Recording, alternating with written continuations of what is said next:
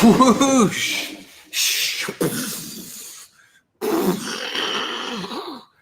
All right there, very late, and it won't be very long.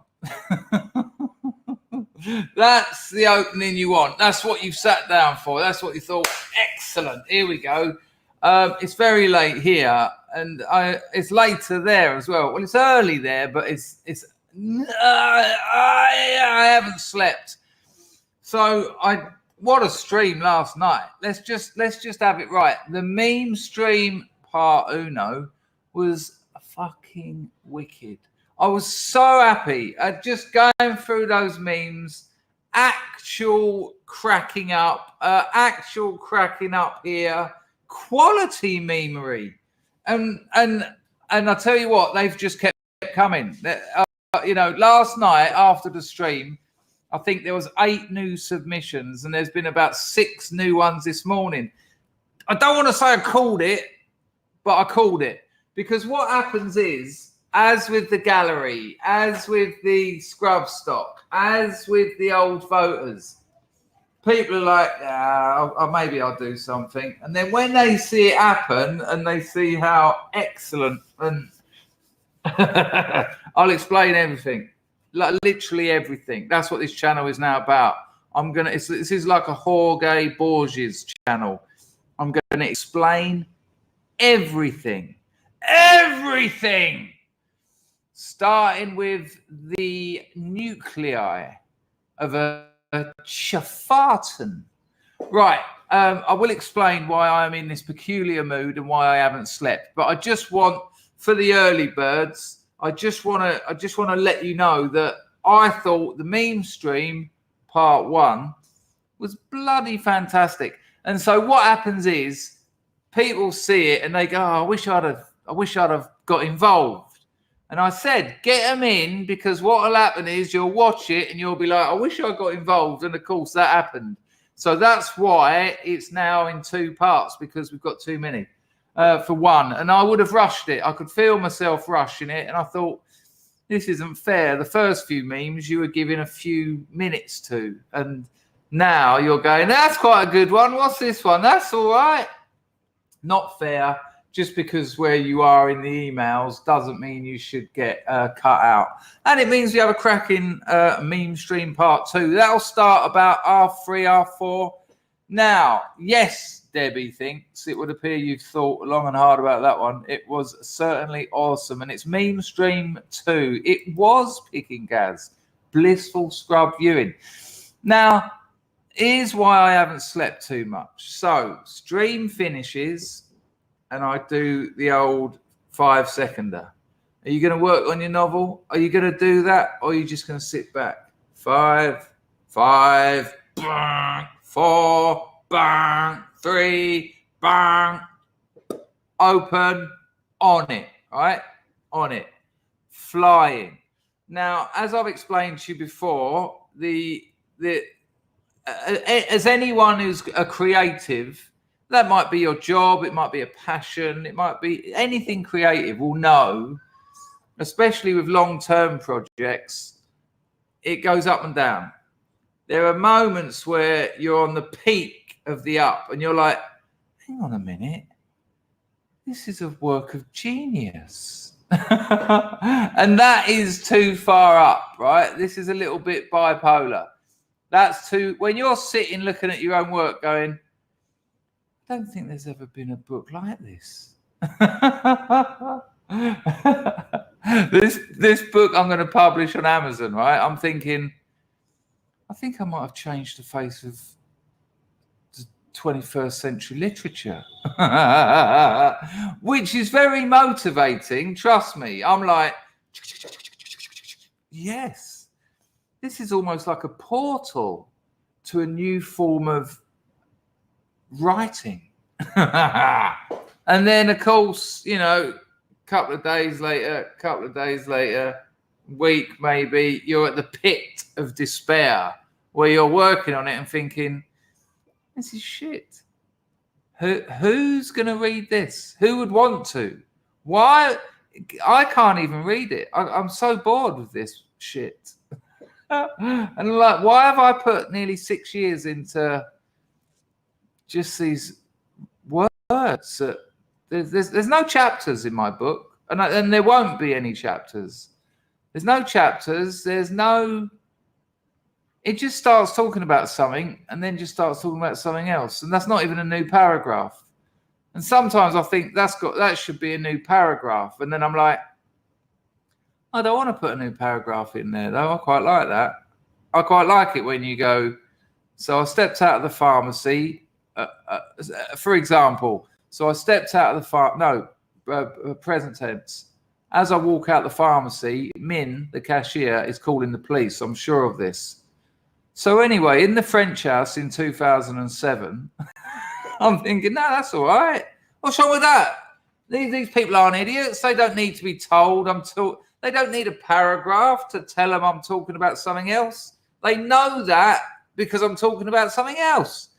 So then you're in the pits where you think it's terrible. Now, of course, if we imagine this squiggly line, the bit to be is a line drawn through the center. I'll tell you what, I'm going to demonstrate it to you. This isn't going to be on stream, and I'll explain why in a minute, and you will forgive me. Hang on, look, I'm going to demonstrate the creative process to you live. This will be a chill stream, by the way. I've got a few clips, interesting stuff too, but and Rags, some of those other things you sent me are superb, but they're going to be for another time. So this is what you've got going on, right? You got this, right?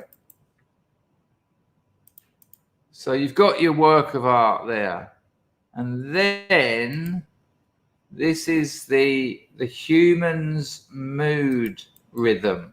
I call it the human mood rhythm. Yeah, we're doing all right there, aren't we? Yeah.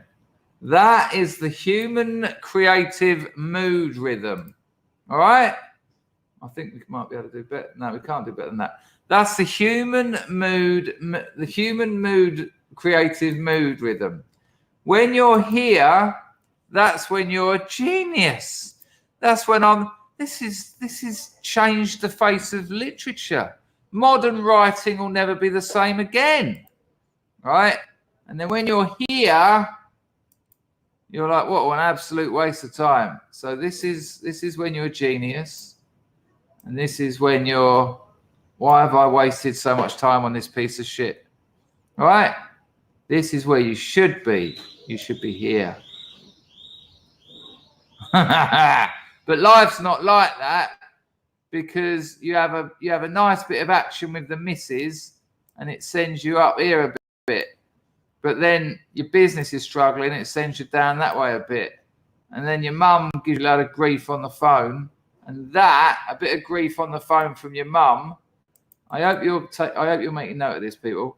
When you have a bit of grief from your mum, that can do that to you. And then you're there. Then you're there, and that's a shocker. But maybe Arsenal win. And you're like, no way, Arsenal have got into the top 4. They've actually given Arteta a little bit of time. And so it takes you up here. And then you're there. And then that's all sorts of problems. So if you want to get a screen grab of that, here you go. Just, if any of you are considering working on anything, there's my graph. And I hope I've cleared all that up. You wouldn't believe how proud I am of that. Well, you probably would, because I might be at the top of a red. So that was the creative, can't even remember what it's called. Now, here's why I haven't slept, here's why I'm late, and here's why this won't be a very long stream, which are 3 things you don't want to know, obviously, but they need explaining. So I'm writing a novel last night, and it's a work of genius. It's gonna change the face of literature, and I believe this shit, and it motivates you. I'm chucking out chunks. I'm tidying things up. I'm putting in stuff. Yesterday I was doing the whole Cold War moving to the aid sphere. So in the 80s, See, all this is in there. It's about a bloke in Thailand, but all the stuff in Thailand is in the present tense. Most of it is. So it's sort of like I get out of bed. I walk into the shower. The water is like ice on my skin. But then I'll go, in 1978, I remember watching the miners' strike, and then I'll talk about the miners' strike in the past tense. So this is all quite sort of, and anyway, I'm flying through it, and I'm like, and I'm doing the sort of cultural reasons why the Cold War, how the Cold War blended into the AIDS scare. So you've gone from a nihilism. What's the point of living? Because by the look of it, we're all dying by the end of the week. By the look of Threads, by the look of Enola Gay, and some very funny things. Check out this for a Freudian calamity, an absolute Freudian calamity. Now, it's actually more of a Freudian calamity than I'm going to be able to explain here because of what comes before it. But listen to this. So the fella who flew the aeroplane that dropped the first atomic bomb on Hiroshima, Colonel Tibbets, I think his name was, his mother's name was Enola Gay. So he named the aeroplane Enola Gay. Her name was Enola Gay Tibbets, right? Now, I don't even go near the gay bit. That's just there as like an added sort of sensual bonus. So he names the aeroplane, right? Now, here's where it gets really Freudian. The bomb they dropped was called Little Boy. So the pilot of the plane that he named after his mother drops a bomb called Little Boy. It's all very fascinating. So I'm doing all that, and of course, part of writing that is doing the research. I want to know about that.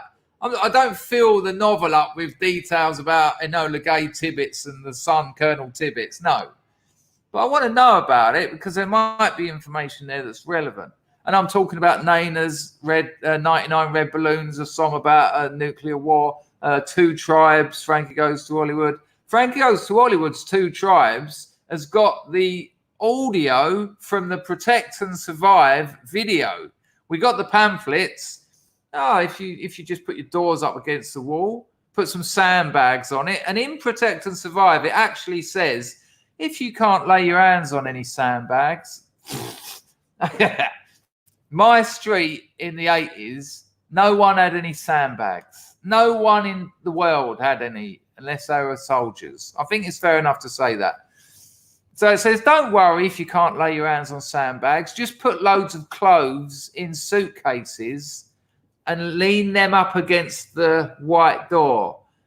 Now, after you've seen Threads, and interestingly, the media said...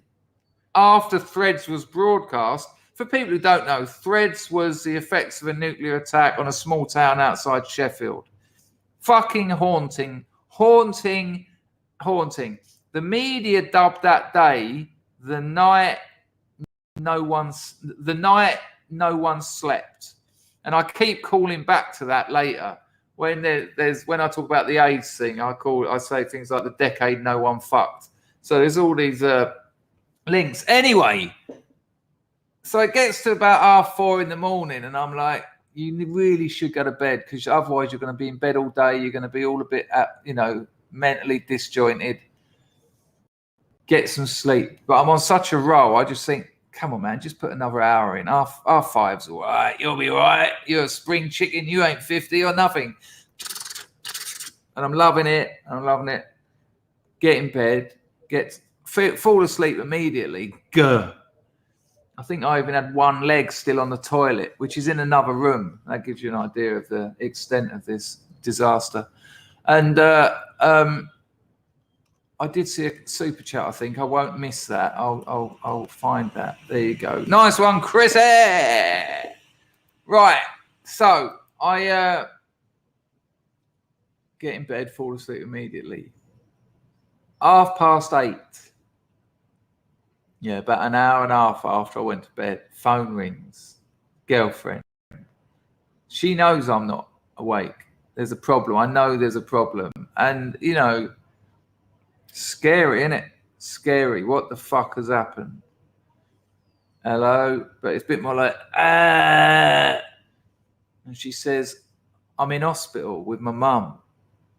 And I'm just like, so I immediately awake. You know, you draw on some reserves because someone who I care about needs me now. So there's some weird reserves. Honestly, it was weird. I was just like, bang, awake. All right, okay. What's happened? We don't know. She's on a drip. They always put them on drips. As soon as you go anywhere near a doctor around here or hospital, they drip you. She's had a few injections. I was like, any spare beds? It's not funny. And she's all right. But, you know, and it's hard, you know, my girlfriend has learned to speak English in 4 years and we converse, but medical specifics. But she sort of told me that her blood was high, which I understand, high blood pressure, very freezing cold. So I said, do you want me to come to the hospital? She said no, which was good because the last place I want to be is an hospital because I fucking hate the places. But I would have gone, obviously. Oh, look at that. Didn't go. Oh, I would have done. I would have done. Christopher, it's would have. Well, you knew what I meant, so it's the same. Anyway, I said, well, look, when you get home, call me and I'll come over. I'm thinking that'll be about 3 o'clock in the afternoon. I'll get a bit more kit. Hour later, ring. Girlfriend's at home. Mum's at home. I said, all right, I'll come over.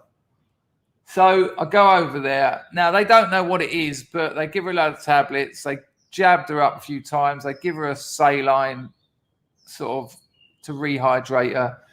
I put the tablets through the internet to see what they are. It would appear she's got some kind of bacterial infection, possibly like something like food poisoning. And she was vomitous and she was anal vomitous. Sorry if you're eating or alive.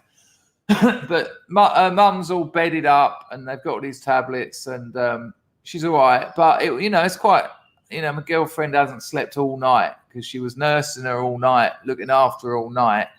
And her mum's just freezing. And, it's really sad because I've always said to my missus, if anyone needs to see a doctor or a hospital, don't think about the money. I'll find it. Just fucking get them to the hospital. But when I said to her, why didn't you take her to the hospital when she was puking and shivering? And she said, well, $50, $60. I said, for fuck's sake, I can find $60 fucking dollars. But so she was up all night looking after her and not knowing what to do. And so about 7 o'clock this morning, that's when they had to go in a fucking tuk-tuk. Oh my days. There's no suspension on them. It's direct road to bum. And the roads out here, there's holes in the roads around here that if you don't see them and you're on a scooter, it'd almost certainly flip you, or at least turn your wheel and then flip you. And so that was quite dramatic. I don't like to see my girlfriend's mother in pain. I don't like to see my girlfriend scared. And I don't like to be woken up after 2 hours sleep. And also, the meme stream drained me. I'd worked all day because my business is going up shit creek. And then to be writing all night, I was sort of like, oh, right, it ain't over yet. This moan ain't over. It gets worse. So then I said, darling, I'm going to have to go home now. I said, I've got some work to do. I'd like to say hello to the Scrubs. She's like, all right, thanks for coming over. I stayed there for a couple of hours. I wasn't like, hello, everyone. All right, good, nice one. Here's some money. I've got to go. Stayed there, had a cup of a lovely cup of tea, actually. Wonderful. I don't know what tea it was. I might have to get some of those. I don't know. It's sort of like maybe jasmine, but it had like a little edge to it. Anyway, thank you, Chrissy, for that. Excuse me. Right, let me just get the doors of Griftation open. I won't go through all the claptrap because we ain't got time, but I know people like a bit of entropy or prefer it, should I say.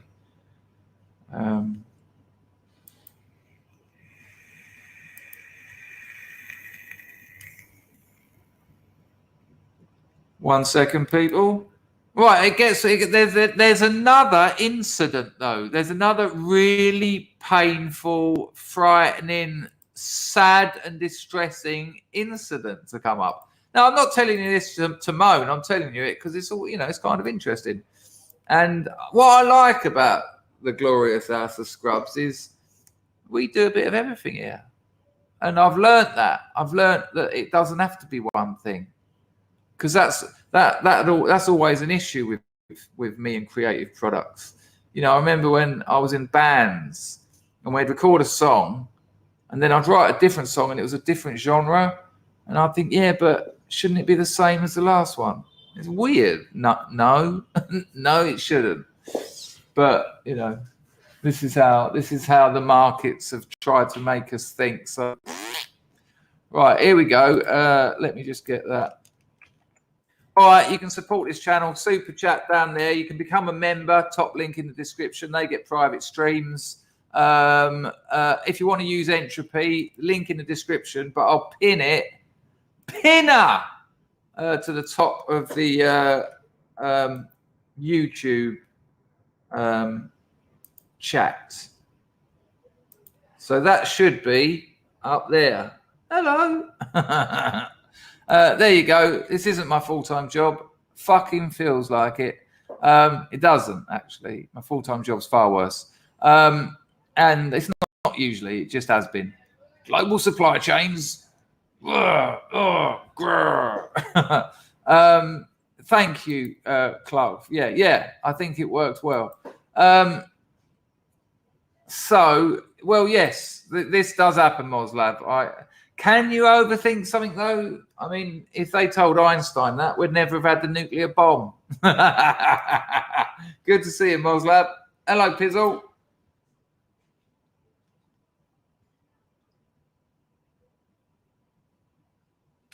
Hello, Alan. Good to see you, mate.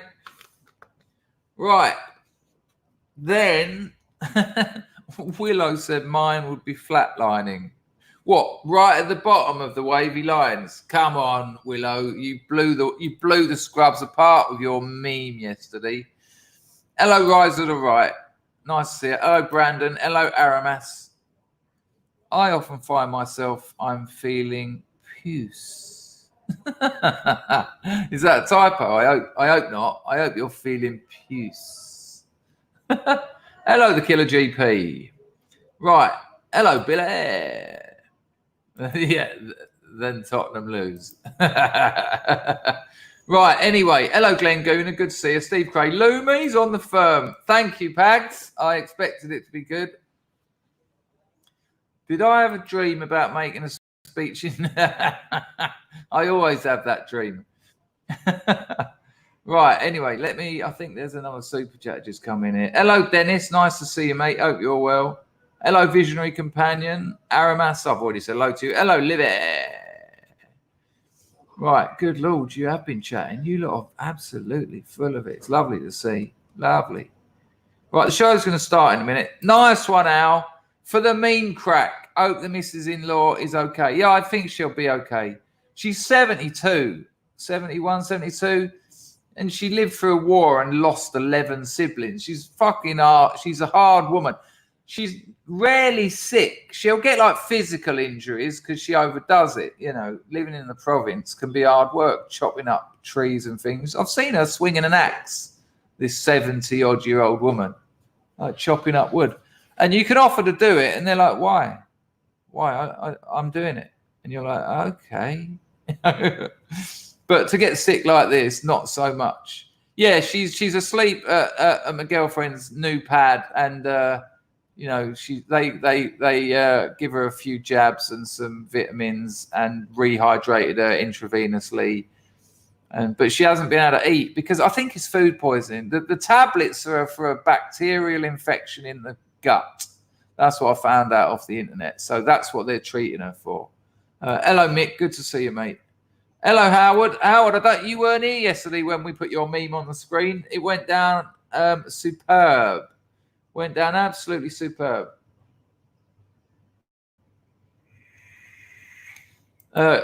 Chris Evans coming back to YouTube. I moan less. I'm not moaning. I thought you might find it kind of interesting. Anyway, listen. Hello, Zeitgeist. Been a while, son. Yeah, there you go. The Destroyer of Nations, is it? Or the Destroyer of Worlds? Yeah, I see a geezer on some channel the other day refer to him as Poppenheimer. I thought either you've got that wrong or I've got it wrong. Looked into it. What is it? The Destroyer? You're all right, son. I know. Is it the Destroyer of Nations or the Destroyer of Worlds? I have become, it's a beautiful thing to say. I have become, let's have a look. You've only got to put Oppenheimer quote in. There's only the one, isn't there? Oh, that's it. Amazing. Now I am become death, the Destroyer of Worlds. That's beautiful. That is beautiful. And originates in Hindu scripture. How interesting. I might have to look into that. Fuck me, make a note of that. Bookmark that page. Because that is wonderful for what I was saying about in the novel, writing about the bomb. I am become death, though. What an interesting use of verbiage. I know verbiage doesn't mean of verbs, but it's quite nice. Well, it might do actually. Let's say and see. Verbiage. I know it's got another definition. Oh no, you can go with that. But it's actually verbiage in my world. Right, so all that's happened, right? I am become death. It's beautiful. I am become death, the destroyer. I'm going to have to do a play on words of that. My novel is riddled with quotes that I've changed a little bit. And it's funny, if you don't know them, you'll miss them, obviously.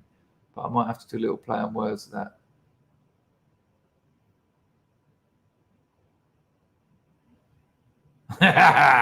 I love writing. Right, anyway. No, it's not shit grammar, it's poetic language. And poetic language is any language that threatens the limits of its own enclosure. You know, grammar is there for a reason, but it also has quite a snide undercurrent because language represents thought as thought represents itself. Now, if you're imposing limits on language, you're imposing limits on thought. So for that, I am become death is beautiful, absolutely beautiful. You might not think so, it's all subjective, but there you go. Right, anyway, so get back home, right? Tuk drops me off over there. Walk down the alley, it's all being done up, they're building new cafes and shit. I get to my door. My door's a big wooden sliding door. You have to undo the padlock and then it's like really massive. It's about 8 foot tall, about 12 foot long, really. You have to sort of there's a dog lead over the top of the wooden handle, which is obviously attached to a dog. As I look, I think, whose dog's that? As I look down, it's some little, you know, it's some little mutt. I don't know what you'd call it. I don't think it was like a breed. There's not many breeds in Cambodia. And then I notice there's dog puke everywhere, like really weird with blood in it. And I think someone's just dumped this dog here. And then I follow, I go down to him because I like him. And I go down and go, you all right, mate? You all right? And his eyes are more than halfway out of its head. They're sticking out. I think this dog's been strangled or has been strangled. And then I notice that what's happened is because I haven't got a proper lead on it, there's not like a what are they called? Used to use them in fishing. It hasn't got a swivel on it. So that when the dog turns round, it's tightening up this fucking bit of string around its neck. The fucking thing's dying. And as soon as I notice that his eyes are out and the blood in the puke and its back legs are just sort of like they're shaking and it's fucking dying. And so, of course, as I go to try and work out how I'm going to get this fucking thing out, the dog instinctively thinks I'm going to tighten it or something. So he's trying to pull away from me. But as he pulls away from me, he's actually tightening it up. But I just thought, no, got to do this. I've run into the kitchen over there, and I'm like, is this your dog? They all came out, and they were like, no. And then one of them's come out with this big knife, but you can't get near the dog with the knife. And I just thought, fuck. So I've seen the geezer up the end, and it's his job to sit at the end of the alley. It's a weird thing, but in Cambodia, every road has a bloke who sits in the road, often with a Kalashnikov. Seriously, this is a thing. Every street has a bloke with a Kalashnikov. This is true. I've never mentioned it, have I? I think I might have done. And he's up there, and I've looked at him. I've gone, bong, which is brother, which is our people. You say Susade Bong, which is hello, brother. Or Akon Tom Tom Bong. Thank you very much, brother. But it gets weird because you say own if they're older or younger or female. But if they're an older female, you say bong. Yeah. Anyway, I've called him. I pointed at the dog, and I've sort of gone, and he looks at me and he went, as if to say, yeah, it's fucked. So I've run up the alley and I've gone, ooh, not gay. Not gay means who. I've gone, not gay.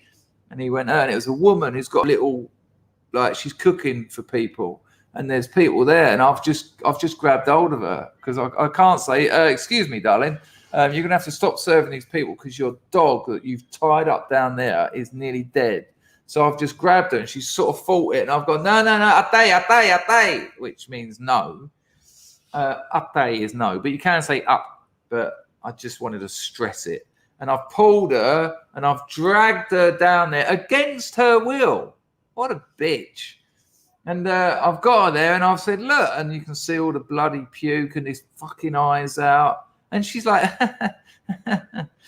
and she's had to pick the dog up and sort of unravel it, right? She's unraveled the dog, put him down, then walked off again. And I've gone, hey, no, atay. I said, no, because the fucking thing's going to do it again. You know, he's missing his owner. He don't know where the fuck he is. He's going to run around in circles and die. And I pulled the lead off of the bit of the door it was standing on. I marched her back up to her shop and I put it over a thing on her shop. And I couldn't speak the language, but she'd have known from the anger. I went, it's your fucking dog. Look after the fucking thing. And then I marched off. Poor thing, though. I mean, 5 minutes dead. 5 minutes later, no, I'm not saviour. I'm stressing that fact because, what a fucking idiot. It really pisses me off. I've seen it so much. People who get staffs and bull terriers. If you get a bull terrier, any breed, they need 2 hours a day running. They need it. They go mental. And you get these people when they don't walk their dogs. What have you got it for? Is it a fucking ornament? It's a living creature, you fucking arsehole. And just to hook it up over here. It's like out of sight. She can't see it. And the proof's in the pudding. The poor thing's puking up blood, dying. So then I finally got in and I was like, fucking hell. And here we are. All right. Awful, though. Awful. Absolutely awful. Why is she fucking...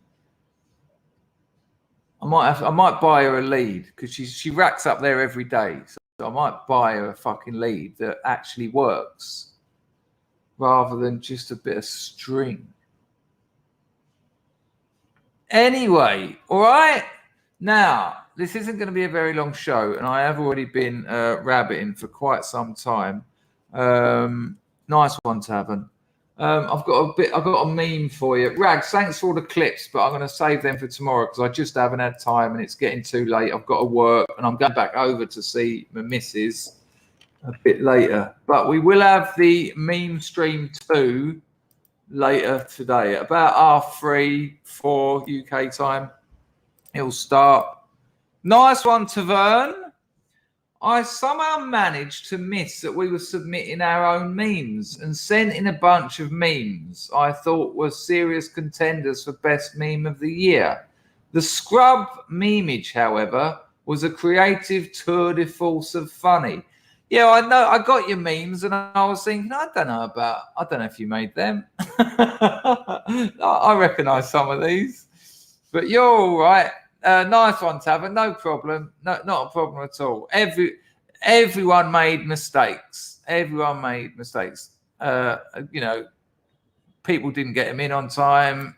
And the other one, thanks for the 10-bit, Tavern. The other one, of course, was just send one. Everyone thinks they're special. Hello, Danger. I know you said just send one, but there's 3 here. You decide. Next email. Hello, Danger. I know you said just one, but there's 10 here. Maybe just pick a couple. What? Hang on. So many like that. Let me put a bit of light on the subject.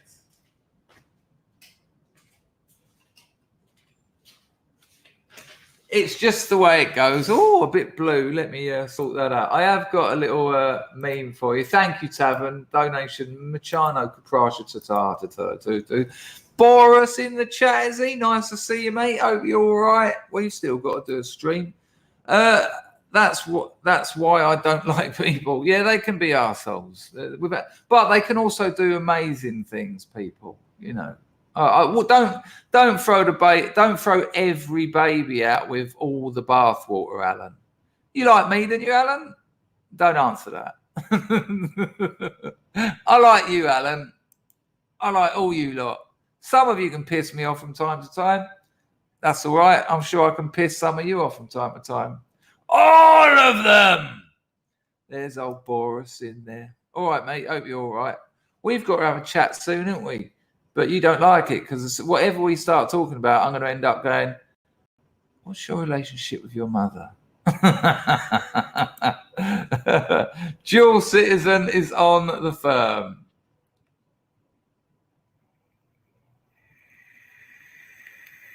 There you go.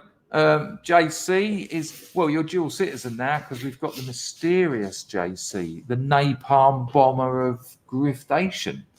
Mosaic Labrador, really impressed by Elder's appearance on Millennial. He's just started a channel on Odyssey. I'll link you his appearance. There you go. There you go. Thanks for that 2-bit, Alan. Aprasha Koku. Right, have a look at this, you bastards.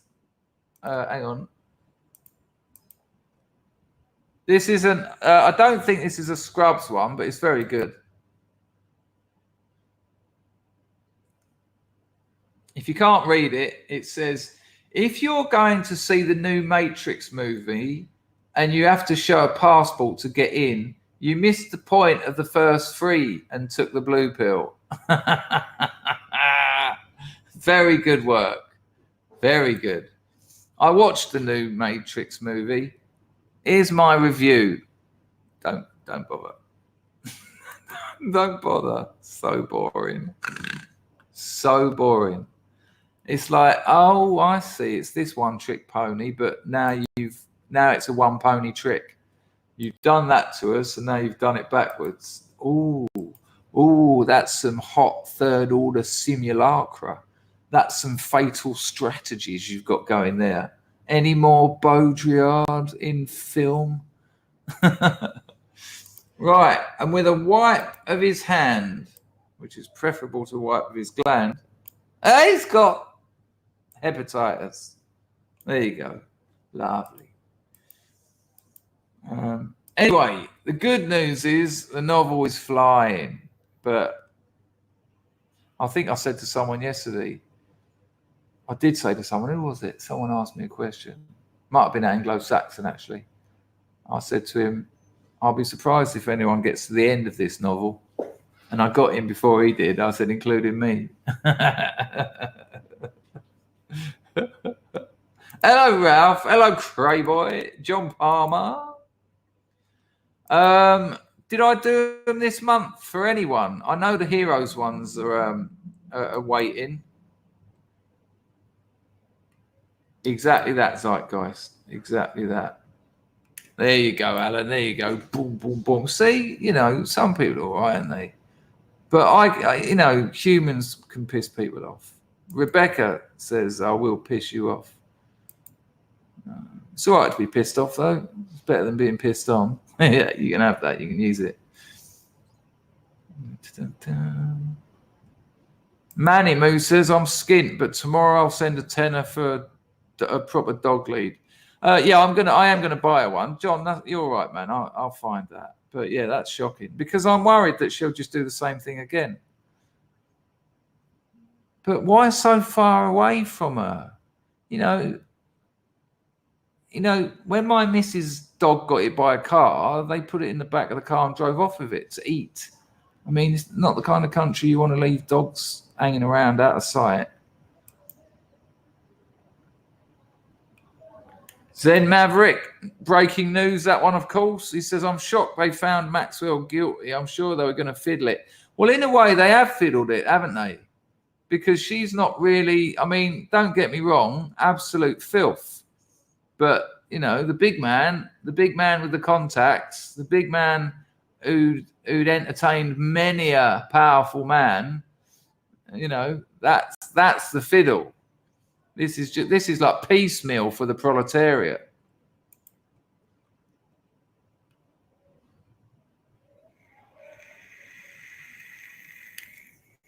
Pizzle's not a member anymore.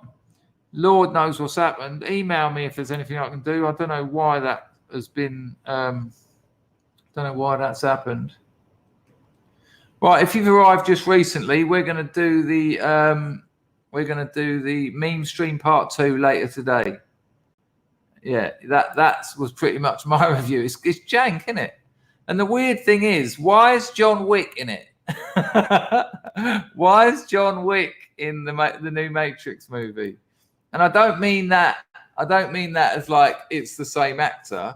No, it's the same character. What's the name? Wants the green pill?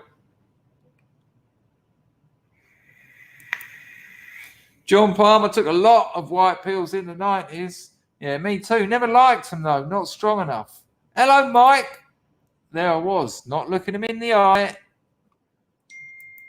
I remember those brown Erics. I just never found them strong enough. You know, when you get used to sulfate, you don't really want any of that fucking. I love you. I don't want it. I don't want a drug that makes people love me. I want a drug that makes me go. But you know, I mean, it also put an end to football hooliganism, which, you know, come on, go out on a Saturday afternoon, you want to have a tear up. Linda Hunter met Dawn here first. Lovely. She popped down to see you, didn't she, after the accident? The meme-tacular. Oh man, if I hadn't already made the thumbnail, I'd have done that. Exactly. That's what I mean. I think this Ghislaine is just a bit of like, you know, it's letting them eat cake, really, isn't it?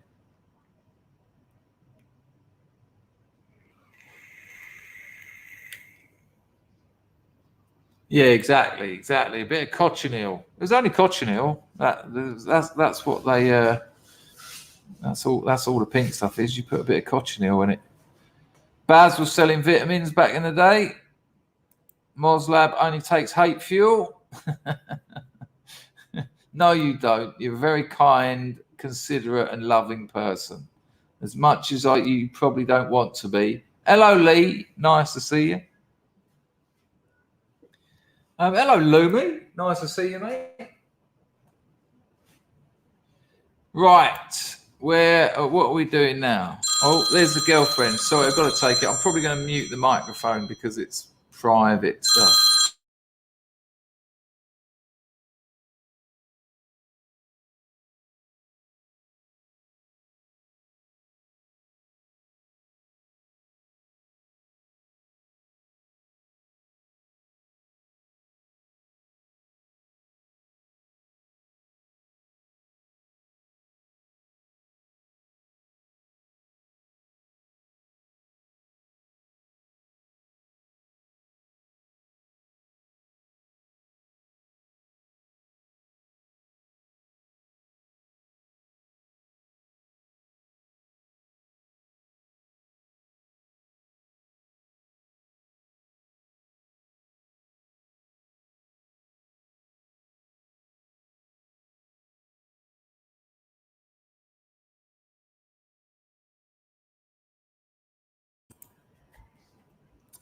She said her mum's feeling a bit better. That's good news. Try as you might. Try as you might.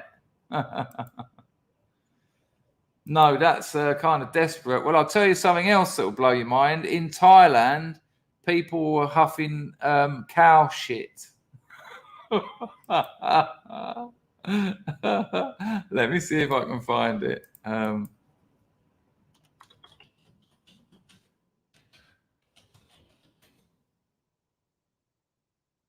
You're not going to believe the link I've just found.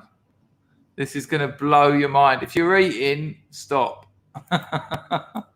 If you're eating, mute. I wasn't making it up. Have a look what I found. Check it out. I knew about this because I knew about it before. I wasn't guessing.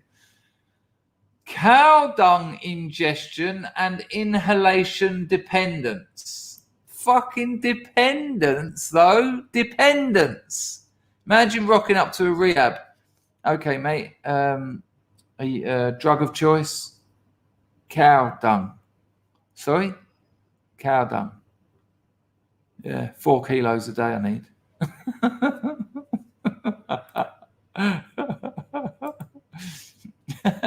Cow dung ingestion and inhalation dependence. A case report. I'm not going to read a lot of this, just the abstract. Although abuse of several unusual inhalants has been documented, addiction to cow dung fumes or their ashes has not been reported in medical literature as yet. We are reporting a case of cow dung dependence and ingestion and inhalation form. There's all the links. Hang on, I thought there was another bit. Look, keywords: dependence, cow dung, inhalation, ingestion, unusual addictions. Now, without going into it anymore, apparently there's some kind of sulfides or something in cow dung, and if you get it at the right time, imagine what the withdrawal's like.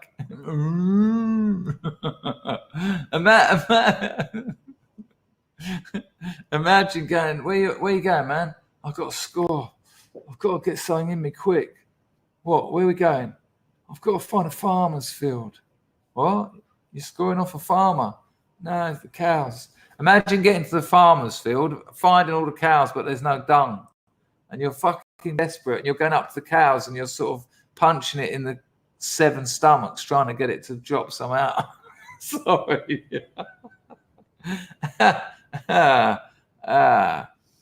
Jared used his 15-month free super chat with no comment. Oh, Lord. What, on today's stream? I don't see those on StreamYard. So if things like that happen, let me know. Was that today? Oh, God. Sorry about that. That's an absolute tragedy. It's tragedy. It's tragedy. That is hard to live when no one can love you. Billy, I've seen that. I'll get on that in a moment. I think that by the look of that, what I see up there, that's on the same page. There you go. Nice one on the same page. Speaking of memes, let's build a memorial to the man who killed Wootler. If you want. If you want to see if you can get a few scrubs on the firm for the memorial to the man who killed Ootla. Nice one on the same page. Thank you very much. That's good shit. There you go. There you go. Pizzle reckons in Africa they have stale human shit. Isn't all human shit stale? Right, I don't want to stay on this any longer. Horus, offer some fresh air. Ah, good Lord. Moslab says start shaking every time they pass a farm. Right, enough of that. It's making me feel a little bit unpleasant. What's wrong? No, exactly.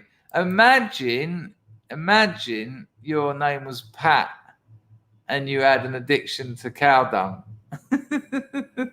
It's Cow Pat Pat, isn't it? Here comes Cow Pat Pat. On the same page said it's him, isn't it? I don't know. Who? I'm so lost. I'm lost. Vols says, huffing petrol. I think people got confused between benzos and benzene. I'll tell you what I have seen. Check this one out. I think they were just showing off because there were some birds there. I don't think it was the right kind of showing off because I didn't do it and I ended up with a bird that night. Most nights. Can you hear that music? Thanks. This is the sound of a dog dying. All right, listen. They got a road cone, you know, a plastic road cone. Turned it upside down, put the tip of it into the fire because we were at like a party outdoors. Got the tip of it burning, then took it off the fire, stuck their heads in the hole end, and inhaled the burning plastic smoke. How's that going? What's that? What's it like, a crack hit? It gives a new meaning to the word trafficking. There you go. I bet the come down is shit. Keep them coming. Farmers always have good shit. 42's telling me I missed one from Lumi. Let's see what Lumi dropped in. Dropped in. Yeah. It goes on forever, doesn't it? Where's Lumi's one?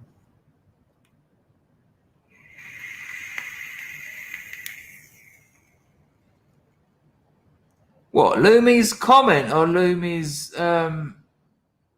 super chat? Oh, it's all gone wrong. It's all gone terribly bad here. Hello, Anglosaurus Rex. Nice to see you, mate.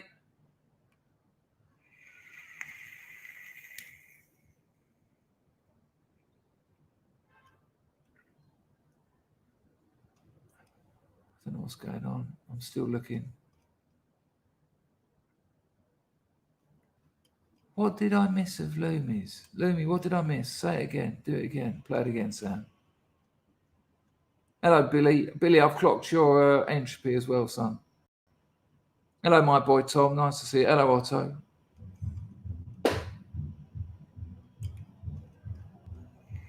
Hello, Benson Edges. Well, I can't find one from Lumi anywhere. Maybe was it his joke? I don't know what's happened here. It's all gone completely wrong.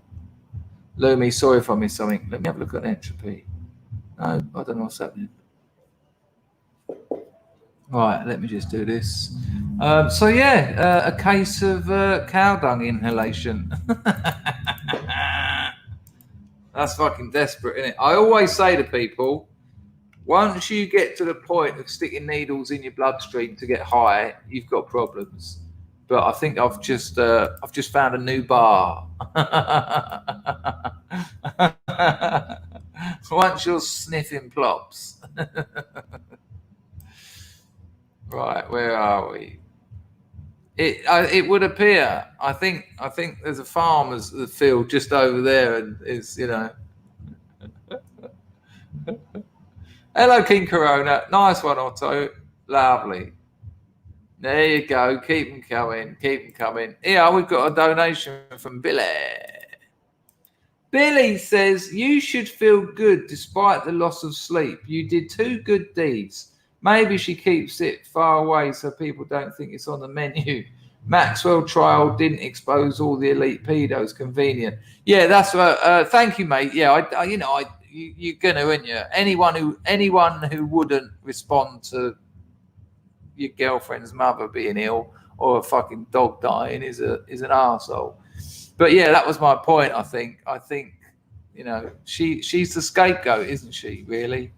Oh, look, we've punished her. Well, there was other things we wanted to know that you've not the camera's turned off or something bizarre. Thank you, Billy, for that donation. Oh, you know Jimmy from Philly, yeah? He's been set up in his rooming house. So he loved it there. You know, he was kind of like the boss. He'd been there the longest. You know, he's a lovely bloke, Jimmy. And it turns out the cameras were turned off when I think the landlady and the mother of some loony tried to stitch him up, and miraculously the cameras were turned off for that 10 minutes. I emailed him back. I said it's got a bit of the Epstein about it, isn't it? But I think he's back on YouTube though.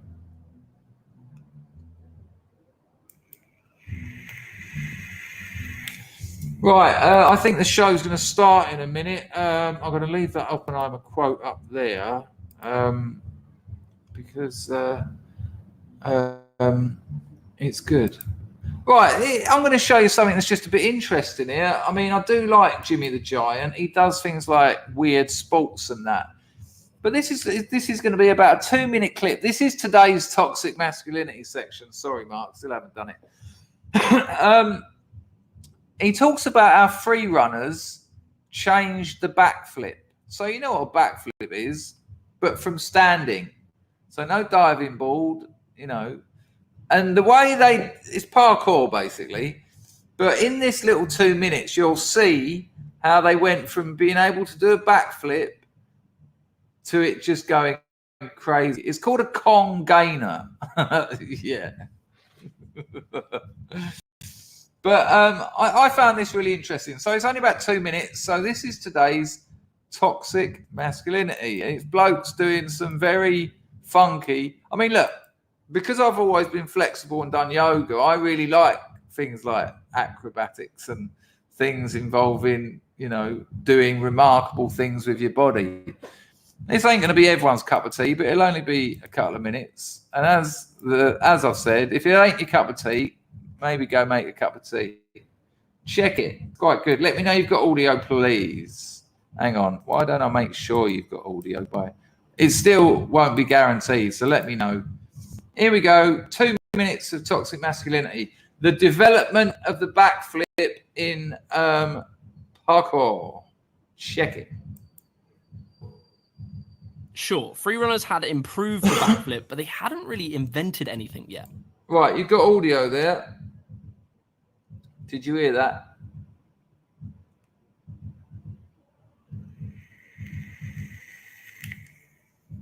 Baz says, Dangerfield, Jimmy is back and got suspended 3 times in a row. Well, I have said that he doesn't really understand that you can't say the things he says. Hello, Pax Max. I didn't even know you were here. Nice one, mate. Oh, and we linked up a couple of scrubs again, which is very nice. A couple of scrubs who can help each other out. That's I always love that.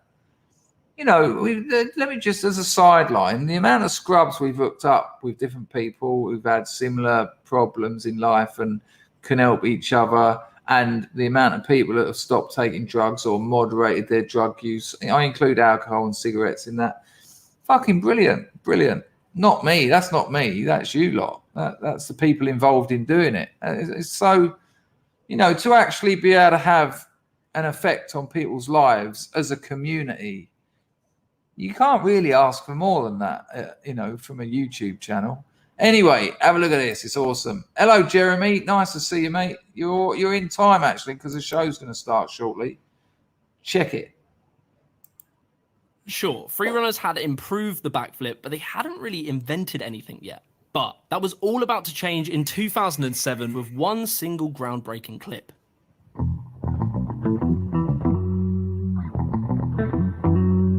Wow. Arguably one of the most notable and mind-blowing evolutions to the backflip came from Daniel Ilabaka, all the way back in 2005 with the Kong Gainer. To give you some understanding of how insane this moment was, the Kong Gainer had been considered a hypothetical move. People had spoke about it, but the general consensus was it was impossible. Daniel Ilabaka would come along and show everyone they were wrong. However, I found something that kind of contradicts what most people believe about the Kong Gainer. The first instance of a Kong Gainer that I could find came out in 1994 from a Nebraska gymnast called Sumner Darling. fucking amazing. Sumner performed what they call a hecht back tuck or something like that at the 1994 NCAA championships. But it's very unlikely that Daniel Ilabaka would have ever been aware of this clip. It took me about half an hour to find this clip, and that's in 2020. But either way, taking the congainer outside, not on a sprung floor, but on a hard wall, very high up, landing onto grass. This was revolutionary for the backflip. The congainer. And the mad thing is, it gets better. That is nothing. When you see where they took that, it looks bloody dangerous. That's what being young's about, Billy. You want to check out where they take it, though. Marked the first moment that freerunners took the backflip into their own hands. As word of the congainer spread, every top-level athlete rushed to go and learn it. Pasha Boss added a full twist to the congainer back in 2010, which itself has quickly been progressed.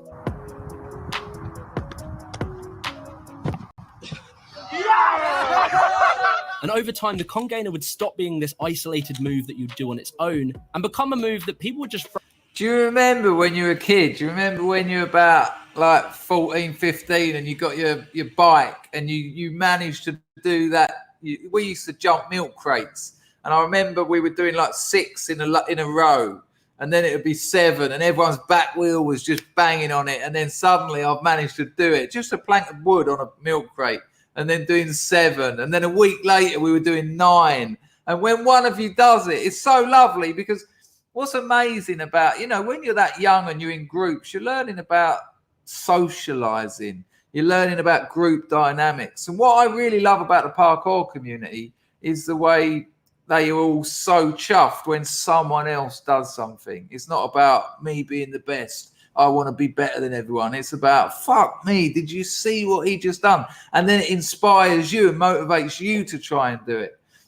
It's such a... I'll never forget that feeling of when you pull something off on a bike or a skateboard, or even I remember jumping off the 2nd story of the multi-car park. I couldn't walk the next day though. Really, I got out of bed the next day and just went, oh. But I did jump off the 2nd floor.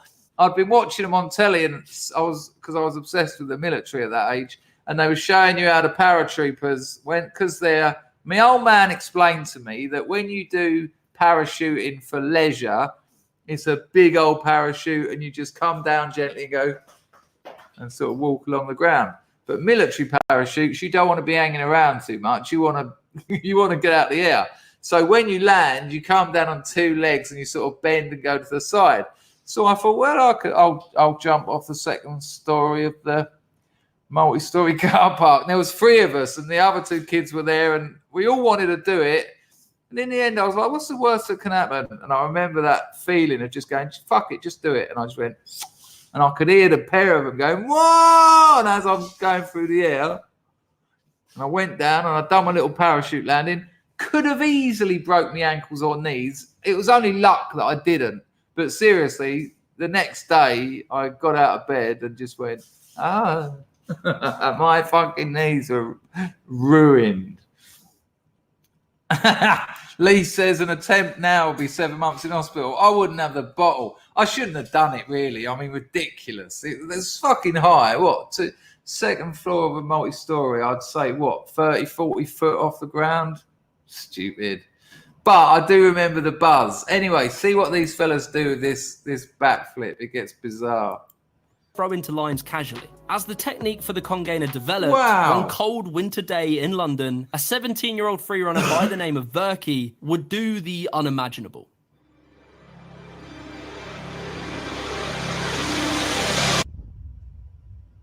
A double! In 2018, Verky would do the Kong double gainer. This was a mind-blowing moment for the whole sport and really marked how far parkour has. I'm so gutted. I wish I was like 14, 15 now. Not just because being young is awesome. We had this the other day. When they say youth is wasted on the young, it isn't. Young people have a fucking great time. I certainly did. Me and all my mates had a fucking brilliant time. But I'd have been right into that parkour. I'm still thinking of making a video, 50-year-old man tries parkour for the first time, and make it double funny by wearing a suit and a pair of shoes. But I keep thinking that it might not be that funny when I go, snap. But for clickbait, I reckon it would. I reckon a video 50-year-old man tries parkour for the first time would end up us having loads of teenagers there for 2 weeks until they go, "Oh, this is weird." Anyway, let's see what else they get up to because it gets better. It's progressed. Still to this day, the Kong double gainer has only been done by a handful of athletes. As athletes started to find new ways to use the backflip, more and more crazy variations would emerge. For instance, the castaway, which was originally called the palm drop. This is another. So the castaway, aka the palm drop, was a way of launching yourself. So they then mixed the castaway with the Kong gainer, with the backflip, and with amazing results, impressive results. Another movement that freerunners have just progressed beyond belief. This move is thought to be adopted from cliff diving, where you would have an insane amount of distance to perform it. But in as early as 2008, freerunners would be taking this move outside. The earliest I could find came from Blue in 2008. I mean, fair enough, he did it in a gym, but in 2008, Jenks had already taken this move outside. And even more impressively, had done it from a handstand. And then in 2008, Daniel Arroyo would evolve the move further with what was called the cast bomb. The cast bomb was important because previously the castaway was always an awkward, clunky move that you couldn't really use in runs. So the cast bomb came along and turned this static... Did you see that? He reverses onto that launch pad. It's the best bits at the beginning of that next one. Awkward, clunky move that you couldn't really use in runs. So the cast bomb came along and turned this static move into a dynamic move that you could use in lines. Over time, the castaway technique was progressed and became snappier and quicker, which led to the castaway gainer. Wow. And today, the castaway is kind of considered an average move between medium and high-level athletes. Yeah, and never to be done for anyone over the age of 20. And similar to how the Kong gainer started on really high up walls and then went lower, the castaway did the same thing, but it kind of got... You got to check some of these low ones. Ridiculous. And it got lower and lower and... Whoa! Within a decade of its invention, the double castaway had already been done. A few really early ones came from PK Clan, although it was on snow and sand from really high up. People have since done it in a more convincing manner, like Flip Like Z and Eric Freeman. Z was also... Humans are amazing. The world's first to do the swing double cast. Whoa. DK had done the castaway fall in 2013, and I'm probably missing some vital progressions to the castaway, but you kind of get the idea. Freerunners have this way of taking a move. Right, I just want you to see this bird on the parallel bars, I think they're called. Oh, maybe it was earlier and I fucked it.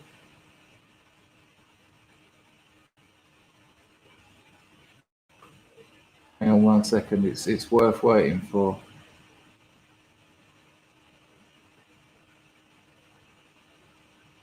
Motherfucker, hang on.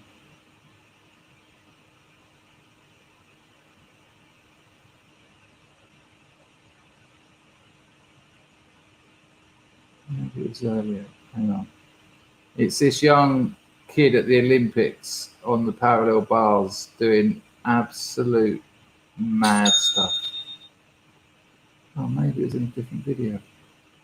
That wouldn't be great, would it? Oh, here we go. Here we go. Right, check this out. Oh, a little bit more. Back a bit more. Right. I mean, check this bird out, right? This is insane what she does. See one of its first major evolutions Here in now. 1972 from a 17-year-old named Olga Korp. Check this out. Who is widely credited for bringing global attention to gymnastics in the 1972 Olympics in Munich. I mean, she was doing backflip re-grabs to a bar and lay-out backflips with her face an inch.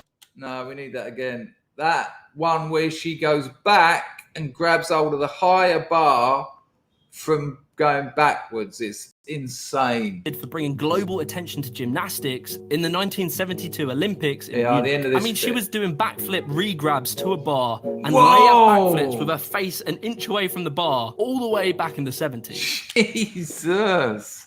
So we ended today's toxic masculinity with a bit of toxic femininity. What a thing, huh? What a thing. Amazing stuff. Hello, Tim. Nice to see you, mate. Hello, Ian. Nice to see you. Wasn't that amazing? Isn't it incredible what people can do? Hello, Mr. MF. Good to see you. Give me a 1 in the chat if you were a young person now, you'd be into parkour. If you think that would have been a bit of you, I'm going to put my 1 in the chat.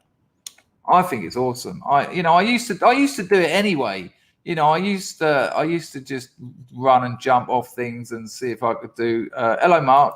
See if I could do spins. Spinner. I reckon. Look, Linda too. I reckon it. Yeah, loads of people. It's awesome, isn't it? And I used to slag it off. Remember that? Remember? And then I watched, and I advise you all to watch it because it's not just good parkour, but it's Stora, who've got 6 million subscribers on YouTube. It's a film, and it is a film, and you've got all the funny bits with the security. Them getting that they go to like 4 or 5. They go to Tokyo, Seoul, Patong, my spiritual home. They go to all these different places and get on top of skyscrapers in Tokyo, and it's got them all like trying to avoid the security, getting caught by security, running from security, doing tricks like that, but across skyscrapers with 500-foot drops. It's fucking brilliant. It's called Roof Culture Asia. Now I found it on the internet, but you can't watch it in England because I sent a link to a mate and it was like, oh no. But if you can get a VPN, no doubt you'll be able to see it. If you like that little bit of footage I just showed you, Roof Culture Asia is fucking brilliant. And it changed my mind on parkour. Because when I used to watch them doing it on ground level and they'd call it training, I'd be like, oh, come on, you just jump in. We used to do that as kids. And then I realized I was being a bit of an arrogant twit, because what I didn't realize was they are training so that when they get on top of skyscrapers, they know what they're doing. And so, you can't always get on top of a skyscraper. Sometimes you have to do it on a couple of walls. But yeah, I'll put it in the chat again, just so you remember. Roof Culture Asia. And it's really, really good. Not, like I say, not just the parkour, but there's there's a story there. And there's really, these ain't spoiler alerts. There's really wicked bits, like they're on the underground in Japan and they're looking at themselves on their phones, some of the jumps they've been doing.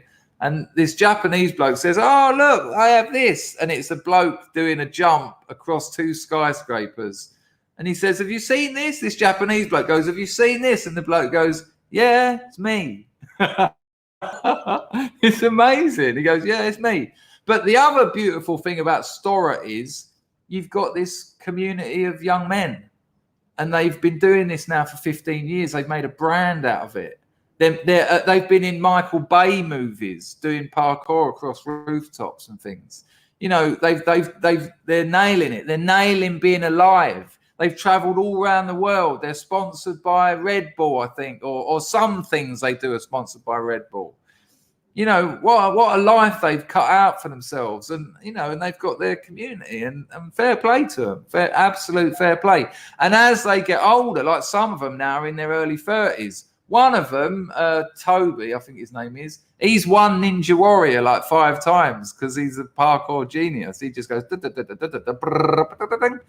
The funny thing about Toby on Ninja Warrior, because he's won it so many times, and because Stora has got more and more famous and he's got more and more richer, every episode, every series, his missus goes up 1 in the 1 to 10 scale of hot birds. And it really does.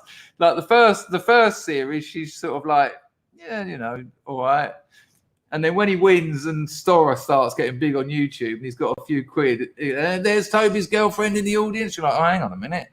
That's a fair 7.5. And then the next one, she's like a supermodel. There's Toby's girlfriend. You're like, what the fuck? It's amazing. Nice one, Jared. Hoyt to that. I was a gymnast, elite level teenager. When I tell mid-40-year-old blokes that now, they call me gay. But it's the most demanding. Fucking madness. Now, I'm like that with yoga. I tell people I do yoga and they go, oh, how gay? I go, oh, really? I go, do this. And I do a move that looks easy. And of course, I can make it look easy. I go, look, it's easy to do. Just sit down and bend forward. And they can't even fucking sit upright. They cannot have their legs out in front of them and their back upright. They're like that. I'm like, oh. Are you unhealthy? How do you do anything if you can't even sit upright? And then, of course, I'll go, brrr, and they're like, no, hang on a minute. I just need to warm up a bit. Okay, yeah. I go, well, you know, I'd like to be able to move in my old age rather than just seize up. No, well done. Jared, if you've got any footage of you, email it to me and I'll show it because it's awesome. Absolutely awesome. And I'll tell you what, Jared, could you do that crucifix thing on the hoops? I pulled it off when I was about 13, but I kind of got into acid after that. But can you do it? You know the one I mean on the hoops where you've got them out right. Fuck me. That's yeah. I mean, good Lord. Look, Chris is all over you. Look, a bit of that, bit of Jared bouncing around the place. No, if you Dual Citizen says, Jared, back in the day I went out with a gymnast. Good times. Yes, but not for long. No, I didn't. Here's the truth. I popped it out there and then I fell. But I did it. Yeah, it's fucking hard, isn't it? What muscle group is that? Triceps and shoulders? Or just triceps? Oh, sorry, I meant just shoulders. Jared, if you've got any footage of you when you're a gymnast, please send that to us. That'll be amazing. Right, here, I'm going to show you a little video. Check this out. This is from Tony Heller. Be careful what you say in the chat, just for your own. Oh, it's lats, is it? Yeah. I haven't got any. Shats I've got. BitChute has a 2-hour video of... That's it. Well done. If you're into a bit of parkour, and it's like I say, it's not just parkour, it's fucking excellent. I've watched it about 3 times because you get to see the lads hanging about, and you know the old Bill chasing them, and you know once that jump across 2 skyscrapers goes viral, and of course the whole of Japan know about it. Now they were trying to keep their heads down, but it's in all the newspapers, it's on all the television programs, and so the gathers, you know, they wanted to just go to Japan and film a few jumps, but one of them put it on Instagram, and that's the start of the end of their Tokyo experience. Well, nice one, Mark. That's a great find. You'll enjoy that, people, if you like a bit of parkour. Roof Culture Asia. Good find. No, man. No. Don't worry about those. Don't worry about the people being jail. That's fucking brilliant, Jared, that you used to do that. I'm all impressed. Right, let's have a look at this. It's a bit dodged, but I think I can get away with it because it's on the tubes. Check this out. I mean, you know, the amount of talking about gymnastics, the amount of flipping backwards and forwards we've seen recently with this whole lark. Check this out. I mean, I'll say it again. The transparency of all this is just, that's what's blown my mind. They don't care. They haven't got time to care about hiding it. They haven't got time to do the Soviet Union gulag bit. They haven't got time to, no, everything's fine. No. It's just like, no, fuck it. We're going to take you off Twitter because you're saying something that's now challenging the narrative. Check this out. Hello, this is Tony Heller from RealClimateScience.com. 35 years ago, Dr. Robert Malone invented the idea behind the mRNA vaccine. And now Twitter has canceled him for talking about mRNA vaccines. The children working at Twitter out of their parents' basements have... 1 second. Manu says Hella is a joke. Yes, I have seen some terrible videos of his, but not everything he says. Look at this. Look what's on the screen. That's not Tony Hella. That's Twitter. Look, it's there in front of you. So, you know, I'm not going to write someone off because they said some stupid things when this video makes absolute sense. Determined that the inventor of the vaccine is spreading misinformation. The behavior of Twitter is outrageous, and all they're accomplishing is driving their business to other platforms like Gab.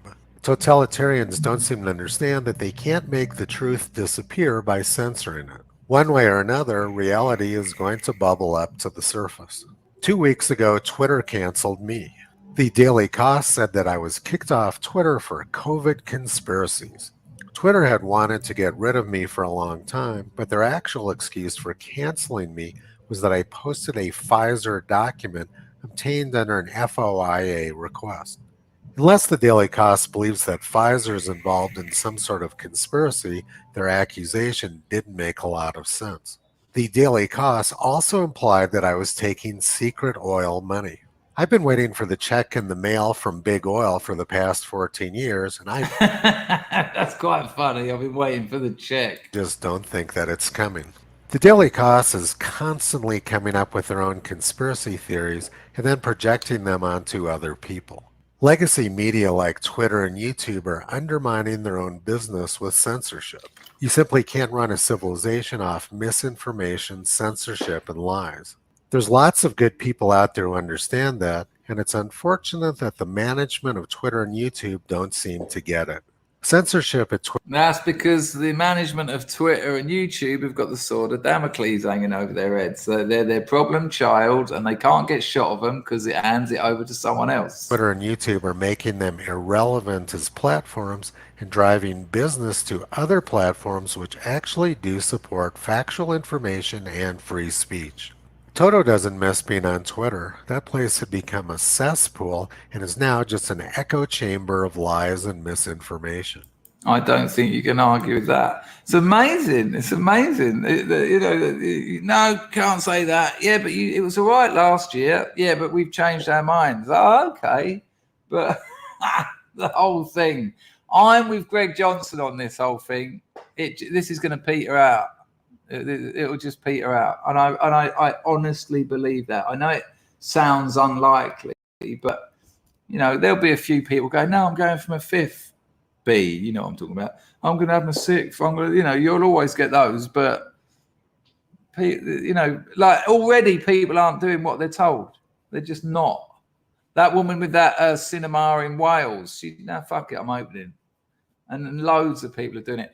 You know, if they say you've got to close your business or we're going to close your business, you're just going to open your business because if they're going to close it anyway, you might as well just risk it. Excuse me.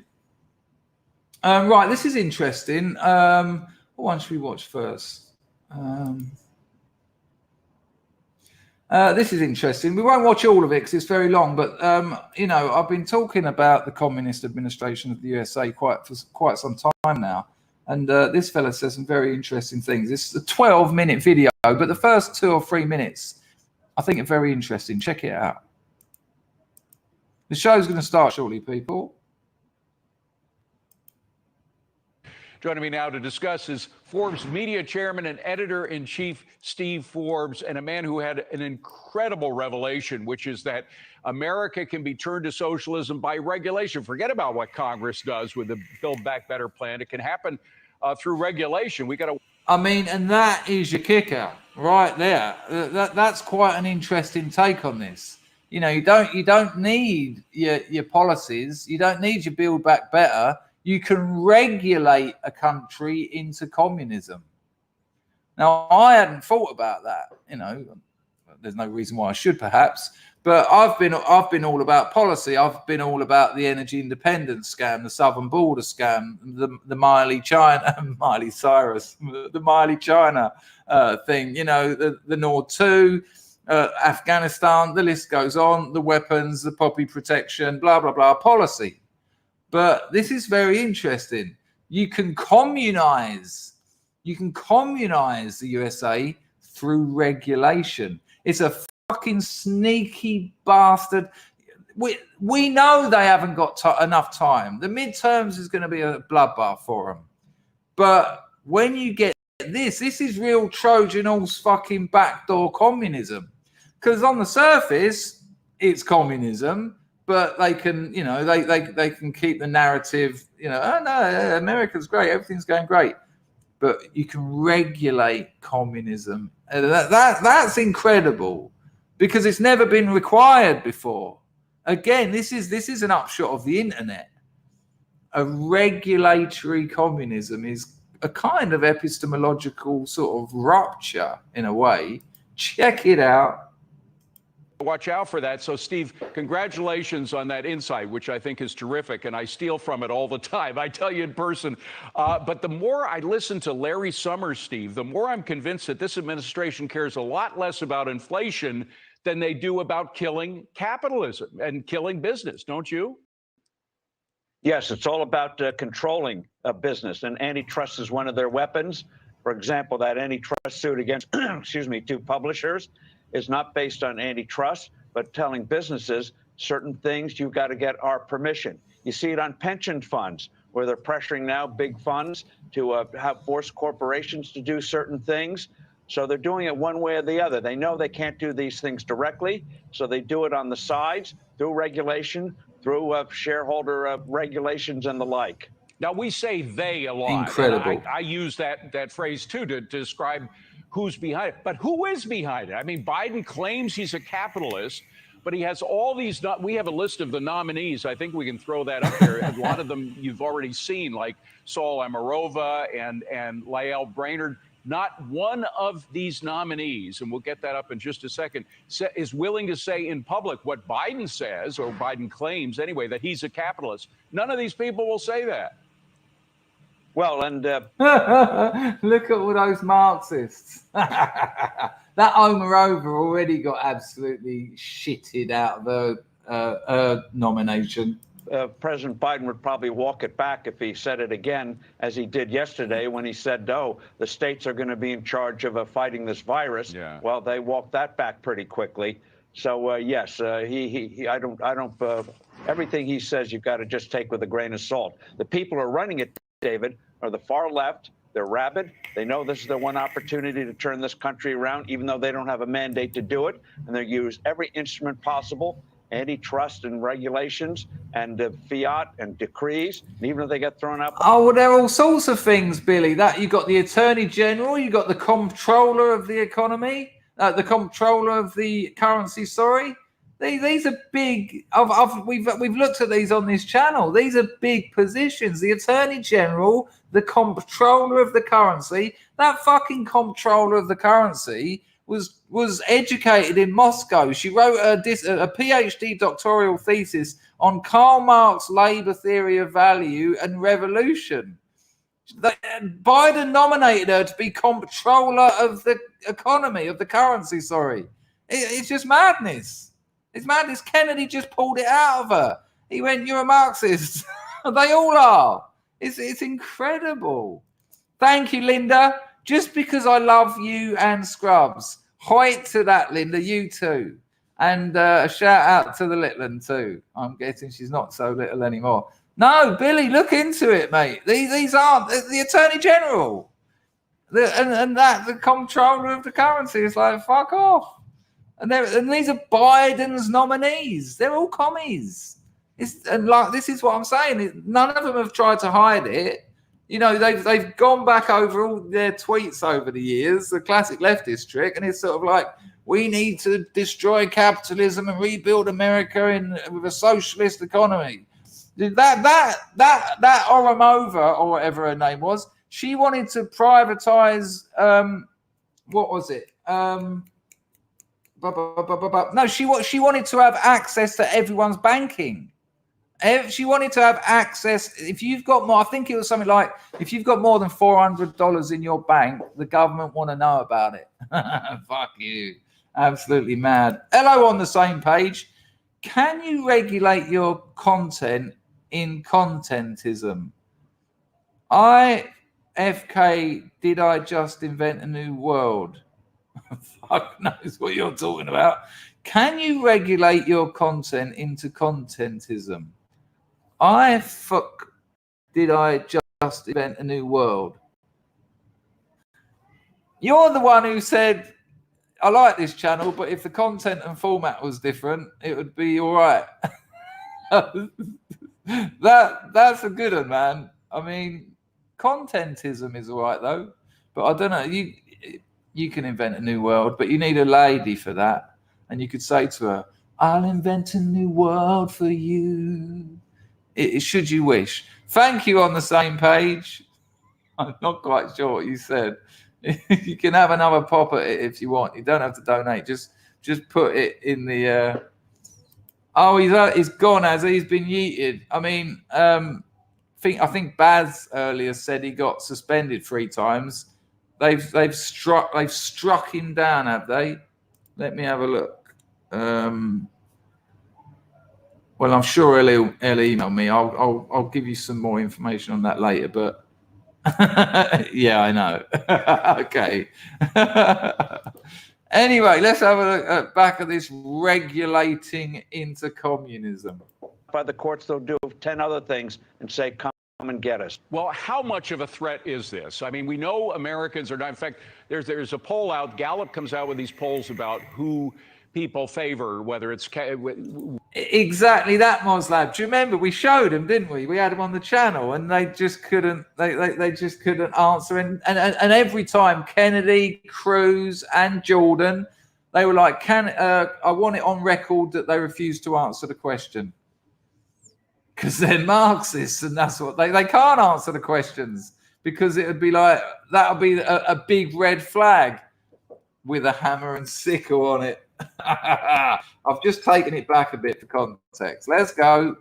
Well, how much of a threat is this? I mean, we know Americans massive. Are not, in fact, there's a poll out. Gallup comes out with these polls about who people favor, whether it's which people favor, capitalism or socialism. It hasn't changed in 10 years. 60% favor capitalism, 38% favor. It's fucking shocking. It's shocking that 38% of Americans favor socialism. And the question you've got to ask, and I think Otto alluded to this, I think it was Otto, a couple of comments ago. Have these people lived in communist states? Have they lived under socialism? Karl Marx used the words socialism and communism interchangeably in a lot of his works. And I've read a lot of them, and he did. Now, the sort of neo-Marxists say that socialism is part of the transition period to communism. I've literally heard people say that socialism is communism without the bad bits. But if you take the bad bits out of communism, there's nothing left. That's ridiculous. But here's something interesting. The Biden communist administration's political strategy to win the next general election is to import voters.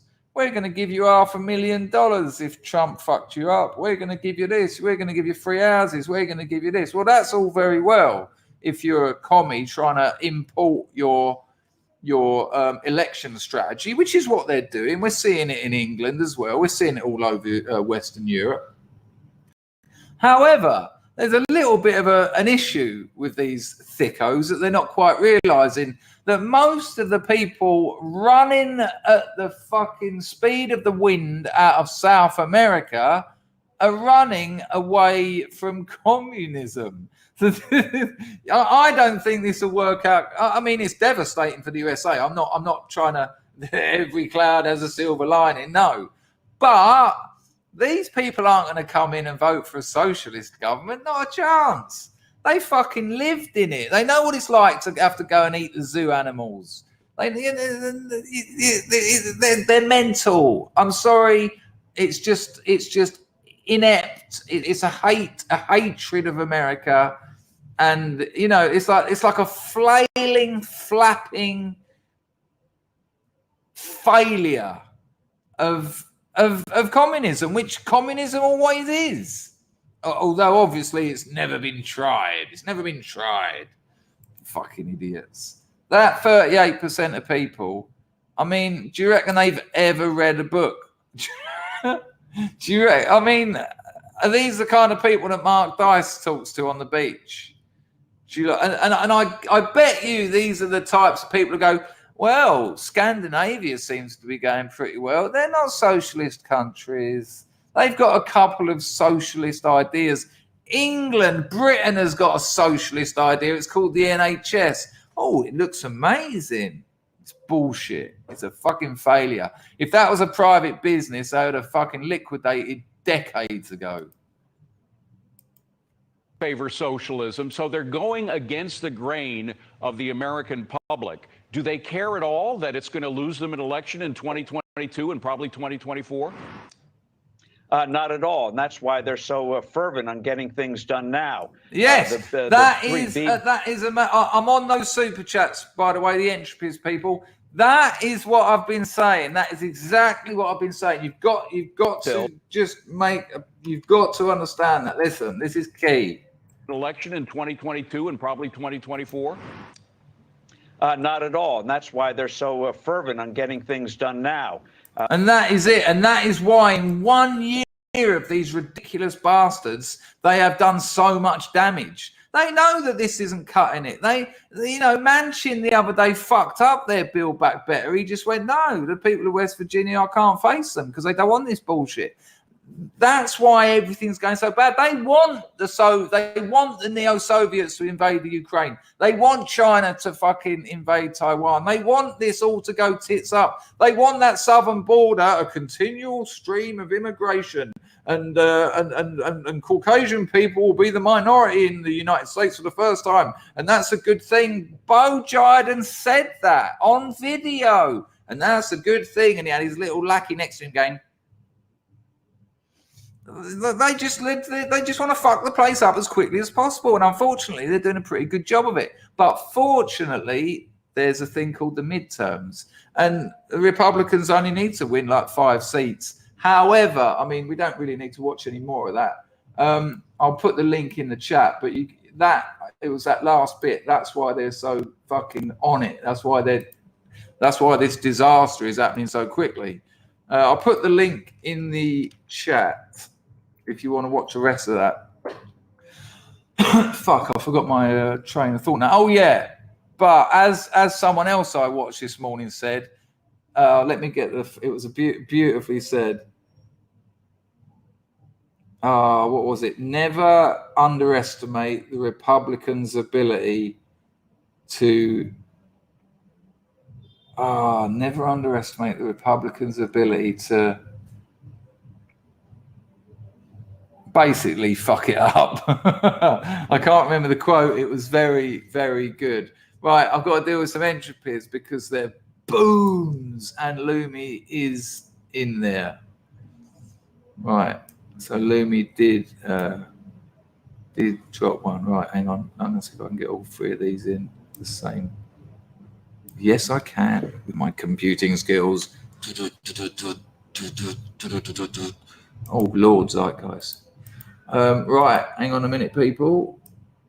It's important that the people who use entropy get a bit of screen time. That's only fair. Right, where are we? How long have I been going for? Fuck me, it's 7:15. Shit.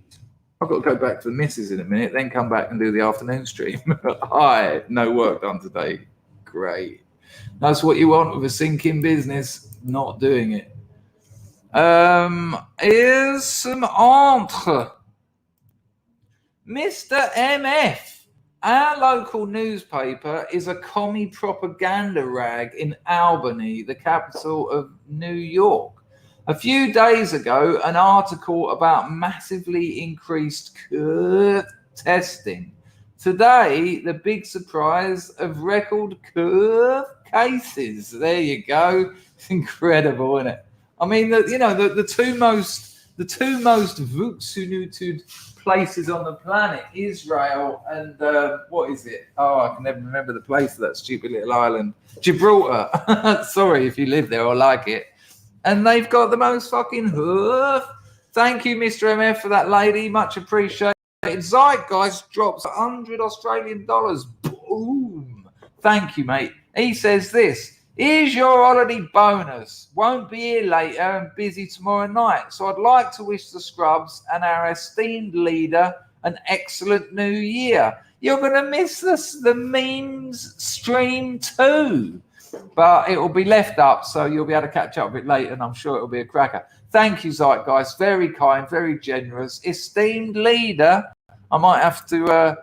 I was about to say might have to make my appearance more like Lenin. And then I saw myself and thought I better not say that. Nice one, Zeitgeist. Really appreciate it. That goes straight in the computer fund. Illuminatus. I had a 1-year membership free super chat and I used it to shield my new cover story in Bizarre Archives #2. All right. Well, sorry, mate. That's the one I missed, right? Well, I can sort that out for you right now. Oi, I've got a page not found. That link is wrong, Lumi. You put the wrong link in, mate. Because when I click on it, I'll show you what it says. Look. Hang on. I'll stop sharing that. That link isn't working, Luminatus. I've still got another super chat. That's. Oh, hang on. I haven't got a clue what I'm doing. No. What the hell's happened here? Hang on. Lumi, this is what I'm getting when I click that link.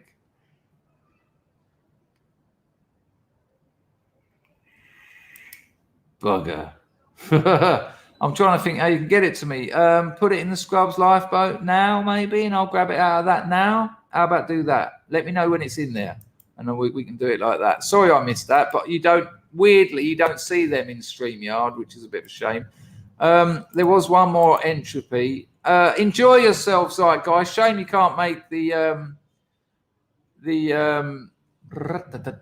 what's it called? The meme stream too, but I'm sure you have a lovely time, whatever you're doing. What's going on here? I've forgotten how to do anything here. Right, I want that. I want to put that over there. Oh no, it was Lumi's. I've already done it. Good Lord, people, I've only had 2 hours, Kip. Help us out a bit. And now I've nearly done 2 hours. I'm really ruining everything. It's in there. Nice one, Lumi. Let me sort that out now. Copy link. I'll even click on it and we'll get a bit of screen time. Right, so people, if you don't know, Lumi's also a writer. He writes fantasy fiction, and I don't like fantasy fiction, but I did read a lot of his, and it's very good. He's a very good writer, and he's got the cover story on the Bizarre Archives. I think he had a piece in the last one as well. So you can have a little look at this on Amazon. I'll put the link in the chat in a minute. There you go. The Bizarre Archives. Weird Tales of Monsters, Magic, and Machines. Issue #2. And you can see that there. That's the cover. And that's the cover. And I'm assuming that's a drawing of your story, is it? If you've got the cover story, I'm guessing it is. Nice one, Lumi. And I'll put the link to that. So if that's your cup of tea, go and check it out. And if it ain't, make a cup of tea. There you go. So there's the link to that from Lumi. And what it is, it's not just Lumi's story. I think if I'm right, the Bizarre Archives is loads of different writers. So you get loads of stories. Lumi says it's got drugs. Oi, get off my cloud, mate. I've got that all locked up. That's my area. You keep that up. I'll be writing about fucking dragons and all that other stuff. Gaffney says, is it an autobiography? Right, I did put the link in the chat. I'll do it again because I can't see it. There you go. So if that's your cup of tea, maybe go and have a look about it. Go and have a look about it. I haven't slept. I'm going to have to wrap this up shortly, but I want to show you a couple more things. Lumi, nice one for that donation. Sorry you had to pay to shill, even though you got your free super chat that I missed. Right. Oh, strap yourselves in.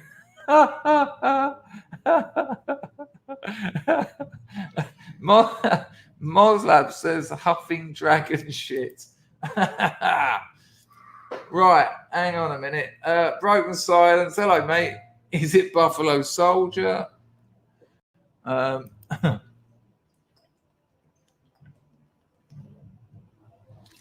the way, people, if you don't know, I've got a Substack as well. Link in the description.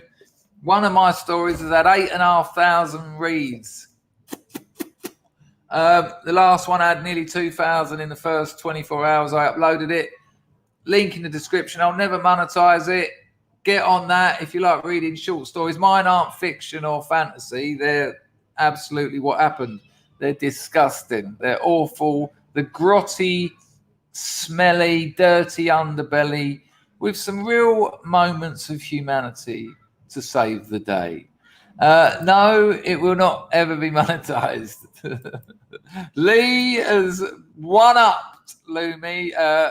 Moslab, Huff the Magic Dragon is too good. It's too good. Oh, on the same page says DOA's channel has gone. Well, I don't know. She doesn't talk to me.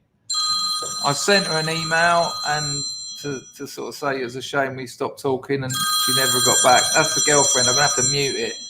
I'm a bit worried about this.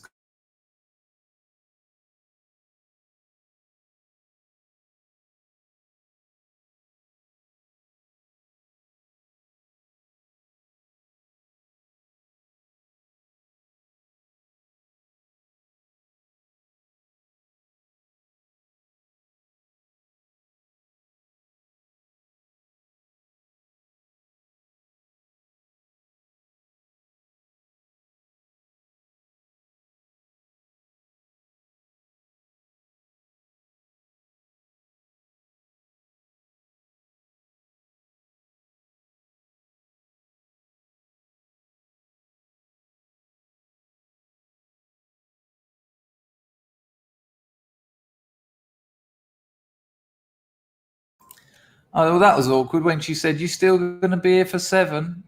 That's like 9 minutes away. I went, I think probably about 7:30. Fuck, I've got to have a shower. Yeah, me and DOA fell out over very little.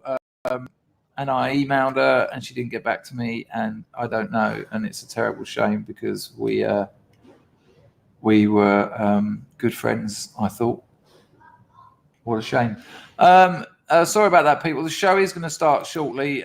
Thank you, Lumi. Thank you, Zeitgeist. And thank you, Mr. MF, for those last 3 donations. Machano Capruscia Tutti. I am going to have to rush through this a little bit because I've got to get back over there and then get back for the fucking meme stream. Listen to this. Strap yourselves in, though, people. This one's not going to cheer you up at all. Well, it will, in a way. It will make you go, these idiots. Their time is nearly over.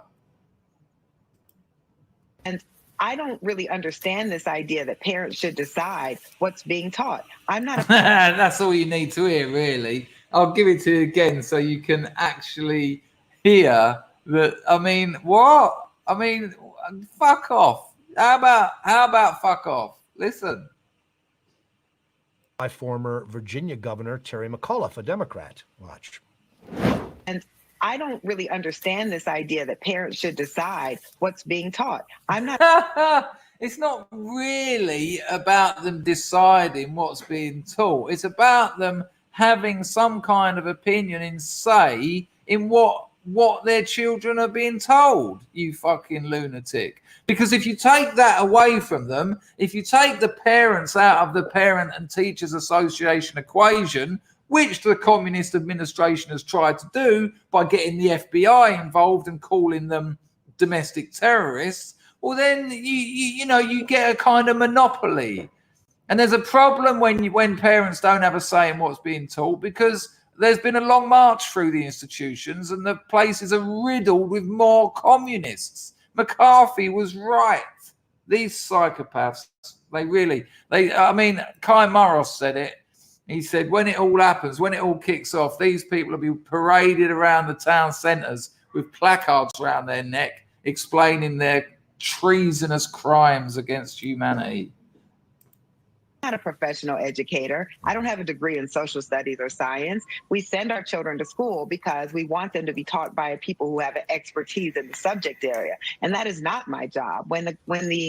No, but you know, if it looks like a communist, smells like a communist, tastes like a communist, talks like a communist, teaches like a communist, yeah. You don't need to be an expert in much. The governor or the candidate said that he didn't think parents should be deciding what's being taught in school. He was panned for that, but that's just the fact. Can you imagine if you had a nationalist government in the United States and they started telling a different story of World War II. They started telling a different story of what the Soviets did to Germany at the end of the Second World War. They started telling a different story about what the Allied airplanes done to Japan and Germany. Oh, no, we don't want them teaching our kids that. No, you don't get a say in what your kids are taught. Remember what you said last year? Oh, no, it's different now, is it? You fuckers, you transparent lunatics. Go on, fuck off. You're not needed. You're not wanted. There'll be piles of dead bodies if you lot keep getting your way. Here we go, a little bit of the liberal hive mind. Excuse the rush, but this is worth checking out. It's another bit of polling data from Rasmussen, which are pretty good out of all the pollsters. Hang on, let me just do that again so I can ensure the audio. You wouldn't believe the audio you have to do here. Check it. All right, folks, so take a look at this right over here. Majority of Americans, quote, strongly agree that there are only two genders, poll. What a surprise. Wealthy Americans who earn in excess of $200,000 per year were most likely to disagree with the idea that there were only two genders. A new survey out from Rasmussen Reports found that a majority of Americans believe that there are only, quote, two genders. The poll asked, do you agree or disagree with the statement there are only two genders, male and female? Of the 75% who agreed with this statement, 63% of those polled responded with, quote, strongly agreed. Folks, 3 out of 4 Americans, 75%, that is definitely a super majority, agree that there are only two genders. Biologically speaking, we're not talking culturally. We're not talking whatever you want to identify as. We're talking about biologically. And that's a really important distinction, because that bird the other day talking about the swimming and women's sports, because if it carries on this way, there'll be no competitive women's sports. Well, there will be, but it'll be blokes. And she said the thing about sports is bodies compete against bodies, not identities, bodies. Clear biological distinction. 75% of Americans agree. I mean, that is near unanimous. And 63% strongly agree. And here's where it gets a little bit interesting. That wealthy Americans who earn in excess of $200,000 per year were most likely to disagree with the idea that there were only two genders, meaning those who are... It's always the people that haven't got to live in these worlds. It's always the people that have got the dosh to make sure they live outside of the madness. It's fucking ridiculous. It's fucking ridiculous. I'll take it back a bit. Hello, Scott's Armor. I want to shield something for you. I think you and Rags are doing something tonight, aren't you? Am I right there? Is that right? Oh, maybe I've got it wrong. I know. I'm sure Rags is. Let me just have a look, people. Let me just see. Unless Scott's Armor can get it in the chat before I can find it. I'm sure there's something happening tonight. I'm sure it's Thursday night. Oh, I can't find it. Scott's Armor, is something happening tonight involving you and Rags, or you or Rags? I can't find it. Maybe I've got it wrong. Maybe I've got it completely wrong. Well, let's see if he's got anything to say.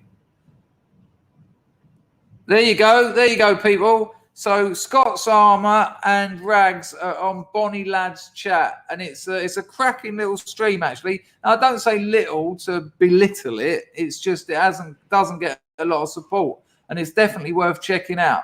So Rags, you can pop that link in the chat if you want. There you go. We will be live on Amigos News Channel with Bonnie. Oh, so it's not on Bonnie Ladd's channel. It's on Amigos News Channel with Bonnie Ladd, Sensum, Tam, and Resisting the Lies. There you go. Rags will put the link in the chat, I'm sure, in a matter of seconds. Nice to see you, Scott's Arm. I hope that goes well for you tonight. Anyway, so here we go. The rich don't have to live with this shit. Their kids go to nice private schools where none of this stuff happens. You know what they teach them in private schools? They teach them about investing. They teach them about stocks. They teach them about how to make businesses. They teach them about taxes. They teach them about accountancy. They don't sit around teaching them, you need to learn how a vibrator works if you're 7 years old. You need to learn that you're actually a lady, not a boy. No. They're taught things about how to get on in life. That's why they can go, oh, no, we don't believe that. I'll wave my virtue flag so high. You bastards. Absolute bastards. We're talking about biologically. To have a clear biological distinction, 75% of Americans agree. I mean, that is near unanimous. And 63% strongly agree. And here's where it gets a little bit interesting. The wealthy Americans who earn in excess of $200,000 per year were most likely to disagree with the idea that there were only two genders, meaning those who are most likely to have this anti-biological stance almost fit the stereotype of elitist, city-dwelling, fancy-rich liberals. And so exactly. There you go. That's all you need to hear from that. So apparently, Bonnie Ladd has changed the name of his channel. That's why it's all got a bit confusing. Look, Bonnie Ladd, now Amigos News. All right, so there's the link. Go give Rags and Scott's Armour and Bonnie Ladd, of course, some support. It'll be an interesting stream. I usually have it on when I'm working, but I'll probably be sleeping tonight because I'm fucking shasted. Right, people. I'm quite surprised. I can't believe I've done 2 hours. I honestly thought I'd do about 45 minutes and then flake out. That was the plan because then I could have got some sleep. Unfortunately, now I've got to rush over to the missus and have dinner with them all. It is lovely though, sitting around with Cambodians. Like I think I told you yesterday, she's got a nice new pad. There's sofas, there's a table, and they all sit on the floor. But you know, that's their culture. So, and it's lovely to be a part of it, and you know, not be a tourist. All right, where are we going? What are we going to do today? I think I know where we're going. All right, listen, don't forget, get on my Substack. I won't monetize it. There's 14 stories in the archive. And if you subscribe, any new stories I write will get emailed straight to you, which is lovely because they're excellent. And the proof of that is in the social proof of how many reads they've had. Thousands. I think in total, if I was to add them all up, it would probably be about 60,000 reads. That ain't bad. I've only been on there about 5 or 6 months. Boom. I want to thank Rags and Moslab for looking after the place and special guest moderation from JC. I want to thank everyone who donated. That is the grease that keeps the cogs of the grift machine driving through the wall of truth and landing in a pit of reality. We continue. I'm telling you, the pendulum's swinging back. The normies want their life back. The commies will be out of America. Things are looking good, people. Stay hopeful. Stay positive. Think positive. You lose all that, you lost before you've even got involved in the fight. Remember that. I will see you all later for part 2 of the incredible, the amazing. Yesterday it was mind-blowing. The Scrubs memes. I can't even talk. The Scrubs memes stream part 2. About R3, R4 I'll start, but join my Telegram if you want to be notified or subscribe to the channel.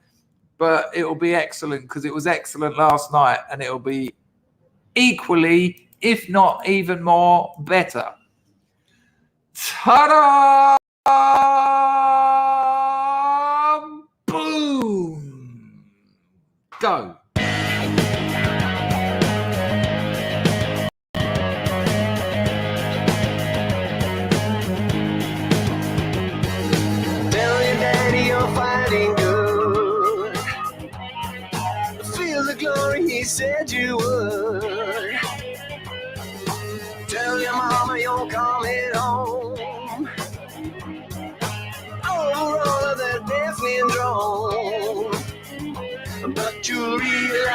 been sold when you feel the enemy's cold hard steel. Oh Lord, Feel the dawn of your final day. Feel the fear and go anyway. Get a ride in that big black plane. Kill your conscience along your brain. But you'll realize you've been sold when you feel the enemy's cold hard steel. oh Lord, 'Cause the wheels already been rolled when you feel the enemy's cold hard steel. oh Lord, yeah.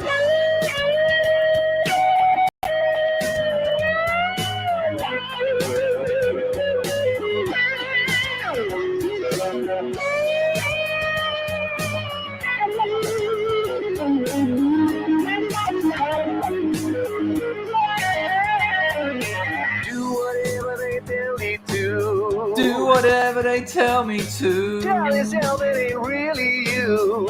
Tell yourself it ain't really When you. the slaughtering has begun, you'll be murdering someone's son. And you'll realize you've been sold when you feel the enemy's Cold hard steel. Oh Lord, 'Cause the wheels already been rolled when you feel the enemy's cold hard steel. Oh Lord, yes, you'll realize you've been sold when you feel the enemy's cold hard steel. Oh Lord, any minute now, 'cause guys. the wheels already been rolled when you feel the enemy's cold hard steel. Oh Lord, Hey!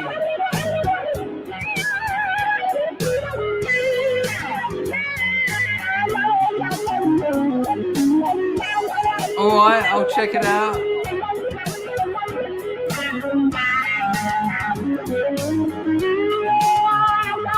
Yeah, look into it, Billy. It'll blow your mind. No shame either, just doing it.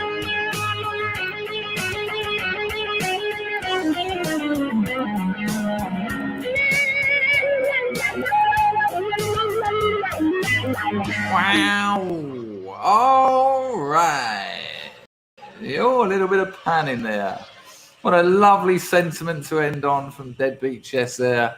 I'll see you lot later for the Scrubs memes stream part 2.